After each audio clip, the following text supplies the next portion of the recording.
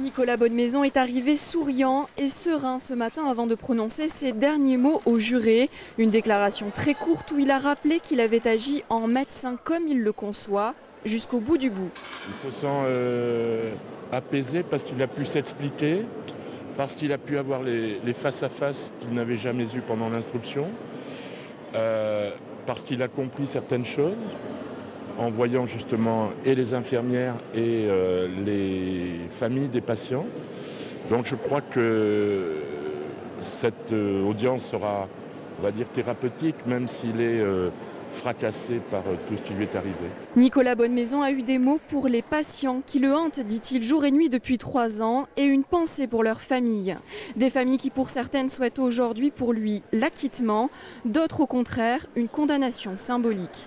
J'espère qu'il y aura une justice douce pour lui, parce que je ne pense pas également sincèrement qu'il mérite une sentence très lourde.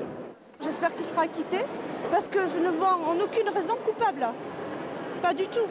Pour moi, c'est juste quelqu'un qui a aidé les gens à moins souffrir dans leur fin de vie. Nicolas Bonnemaison a également parlé du personnel soignant qui l'a dénoncé, expliquant que l'heure n'est pas au règlement de compte mais à l'apaisement. Il s'est ensuite retiré pour attendre le verdict. Il est dans l'état d'esprit d'un accusé qui attend la décision de justice, peut-être porteuse d'espoir.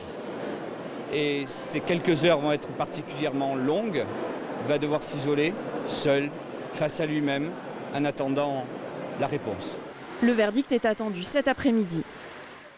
Alors sur place au Palais de Justice, nous retrouvons Sabrina Corrieri. Bonjour, vous avez suivi cette première matinée. Bonjour. On attend donc le verdict et c'est un procès long et dense, on l'a vu, vous nous l'avez fait vivre toute cette semaine. Et la tâche des jurés n'est pas facile. Non, la tâche est ardue vraiment parce que vous l'avez dit, les débats ont été denses, éprouvants. Il y a eu jusqu'à 14 témoins entendus dans une même journée. Les débats ont été émouvants également, élevés. Il y a eu des interventions brillantes. Je vous rappelle qu'on a entendu ici Michel Delaunay, Bernard Kouchner, Jean Leonetti, l'auteur de la loi actuelle sur la question de la fin de vie. Alors les jurés vont devoir statuer sur chacun des 7 patients, motiver leur décision pour chacun d'entre eux. C'est un dossier complexe, un sujet épineux. Jean Leonetti a d'ailleurs dit devant cette cour d'assises à propos de la question de la fin de vie, c'est un sujet sur lequel je réfléchis depuis 10 ans, plus ça va, moins j'ai de certitude. Eh bien, les jurés, eux, ont eu 11 jours. Nicolas Bonnemaison, qui sera donc très bientôt fixé sur son sort. Et lui, comment voit-il l'avenir? Dans quel état d'esprit est-il? Écoutez, ce qu'on sait, c'est qu'il n'y a pas de prison ferme qui a été requise, donc il repartira d'ici libre.